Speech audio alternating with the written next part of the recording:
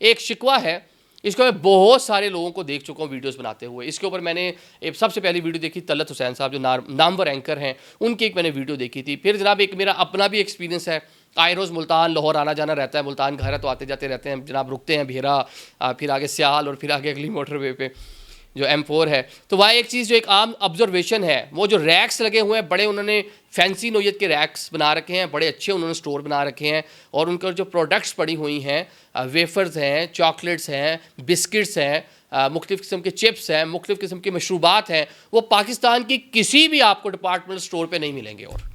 आप इस्लामाबाद घूम लें, आप लाहौर पूरा घूम लें, अगर आपको प्रोडक्ट मिल जाए तो मुझे आगे बताइएगा। वो सिर्फ आपको मिलेगी मोटरवे के ऊपर जो रेस्ट एरिया बना हुआ है, जो वहाँ पे जनाब सर्विस एरिया बना हुआ है, वहाँ पे जो स्टोर बने हुए हैं वहाँ पे। एक आम ट्रैवलर जो बस के अंदर कम्यूट कर रहा है या गाड़ी में भी कम्यूट कर रहा है, अमूमन बच्चे जाते हैं वो देखते सामने सामने जनाब पड़ी है, वो उठा लेते हैं। जब काउंटर पर जाते हैं तो पता चलता है ये तो बिस्किट का पैक ही 600 रुपये का है,